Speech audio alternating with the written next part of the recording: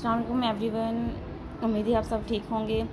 अच्छा जी, आज हम English grammar full course series का सेकंड लेक्चर करेंगे। प्रीवियस लेक्चर में हमने डिस्कस किया था टेंसेस को, उन 12 के 12 टेंसेस को हमने एक ही चार्ट पे कंपाइल कर लिया था और उनको हमने इन डिटेल पढ़ा था कि कौन सी हेल्पिंग वर्ब यूज़ होती है, कौन सी फॉर्म यूज़ होती है। इस तरह से हमने पूरा चार्ट अपना क्लियर कर लिया था। उसके बाद अब बारी आती है, हमारा सेकंड लेक्चर है ये। इसमें हम करेंगे आज पैसिव वॉइस, जो कि पीएमएससी एग्ज़ाम्स में देखें तो 10 मार्क्स का क्वेश्चन आता है। अगर वन पेपर में देखें तो 2 से 3 एमसीक्यूज़ इसमें से आ रहे होते हैं और इसके अलावा बाकी अदर एग्ज़ाम्स में भी नरेशंस या पैसिव वॉइस का बहुत बड़ा किरदार होता है। अच्छा जी, आज हम अपनी छोटी सी वीडियो में अपने 10 नंबर सिक्योर करेंगे और इंशाल्लाह इस वीडियो को देखने के बाद आपको कभी भी जो पैसिव वॉइस है नहीं भूलेंगे। अच्छा जी, सबसे पहले हम देखते हैं इसके कुछ रूल हैं। रूल नंबर 1 देखें आप।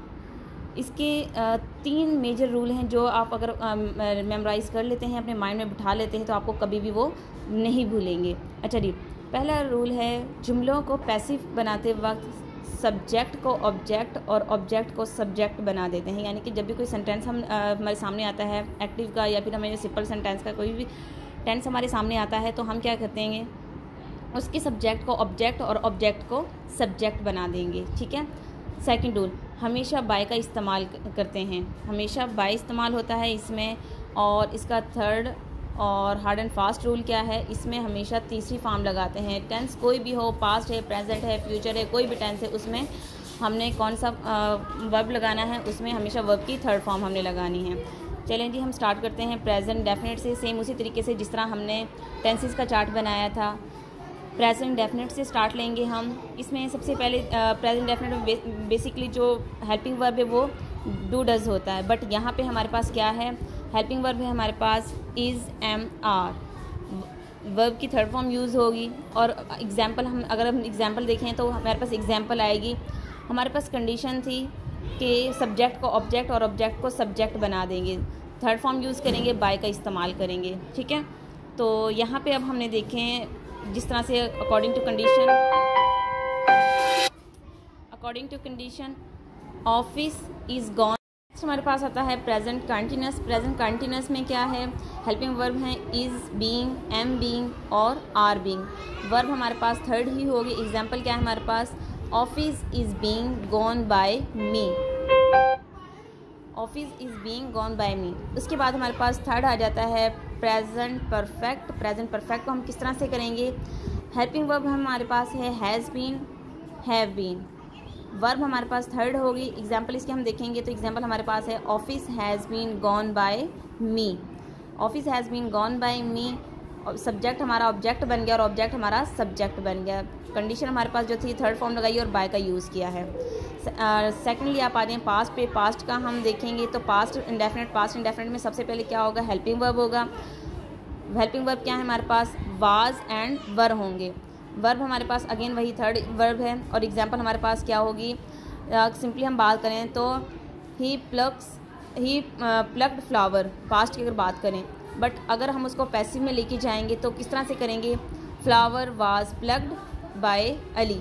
ठीक है, अली का नाम मेंशन कर दें। अली पहले सब्जेक्ट था, अब ऑब्जेक्ट बन गया है वो।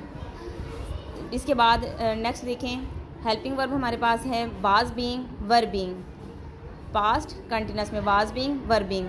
वर्ब हमारे पास थर्ड है। एग्जाम्पल इसकी देखेंगे तो flower was being plucked by Ali. ठीक है, flower was being plucked by Ali. Subject object और ऑब्जेक्ट सब्जेक्ट बन गया हमारे पास। फर्दर देखें आप पास्ट परफेक्ट। पास्ट परफेक्ट में क्या होगा, जिस तरह आपको पता है कि हमारा पास्ट परफेक्ट में एक ही हेल्पिंग वर्ब होता है, हैड।